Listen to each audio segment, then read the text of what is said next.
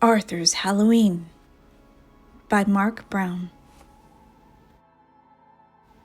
Arthur's Halloween. It was the night before Halloween. Arthur's family was busy making the house look spooky.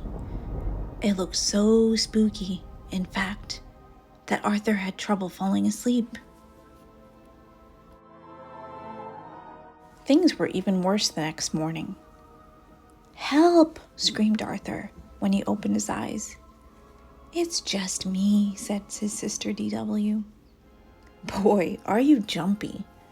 Don't forget, you have to take me trick-or-treating tonight."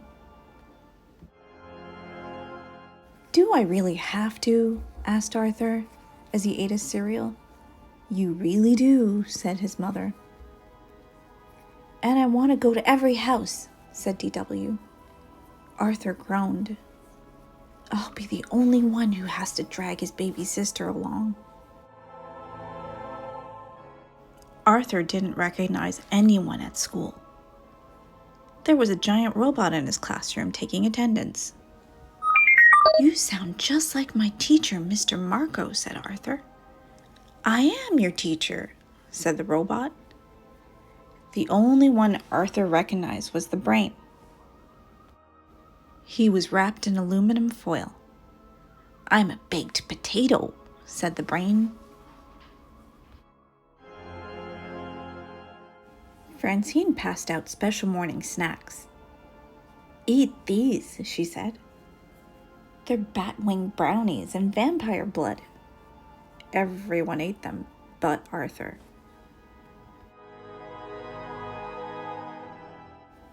Then they all put on blindfolds.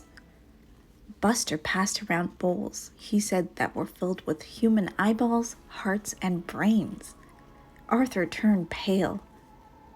When it was his turn, he wouldn't even touch them. "What a scaredy cat," said Francine. "Chicken," said Muffy. "They're only peeled grapes, jello, and cold spaghetti."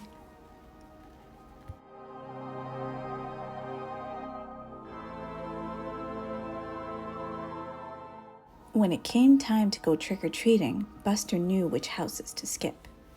"Don't go there," he said. "They only give you apples." "Gross," said Francine. "And don't go to the big house on the corner," said Buster. "That's where the witch's house is.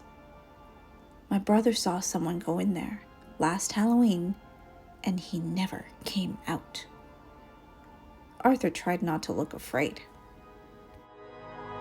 Arthur and his sister had trouble keeping up with the others.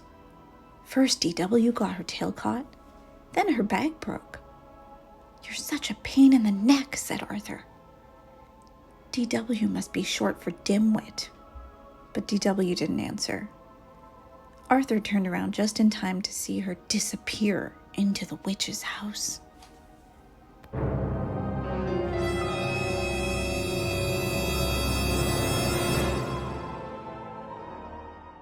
Arthur's hands turned ice cold, and his heart began to race. He walked up to the spooky old house. The front door was open just a crack. Slowly, Arthur went inside. "Look!" cried Buster. "Arthur just went into the witch's house." "She'll probably put Arthur and DW into her oven, just like Hansel and Gretel," said Sue Ellen. "Maybe she's using them for weird scientific experiments," said the brain. "I bet she locked them in the cellar to starve," said Buster. "Maybe we should follow them," said Francine.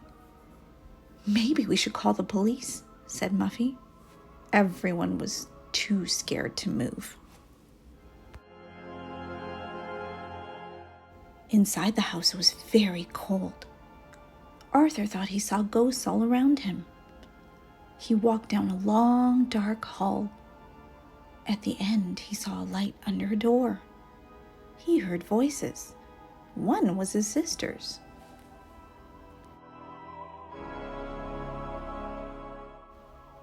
"Oh, there you are," said the witch.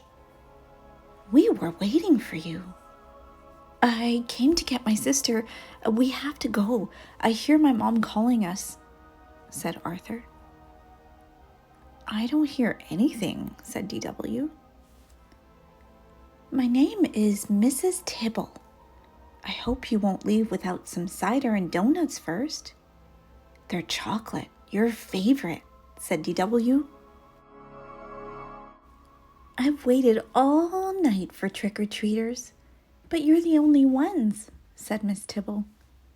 Years ago, our doorbell never stopped ringing. Maybe it's broken like the windows, said DW. Mrs. Tibble nodded. It's harder for me to keep up with these things, with this big place these days. Maybe if we help you fix up your yard, the place won't look so spooky, said Arthur. Arthur finished his donut as Mrs. Tibble opened the door and turned on the porch light. She gave Arthur and DW a big hug. See you Saturday to rake leaves, said Arthur. You're still alive, said Francine. I can't believe you went in there alone, said the brain.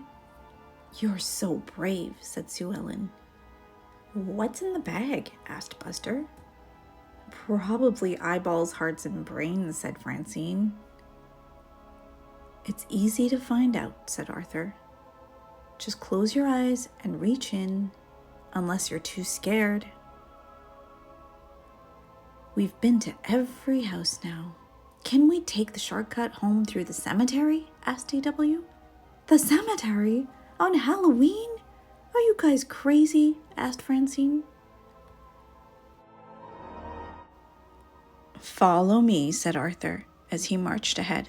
The cemetery is a great place. People are just dying to get in. The end.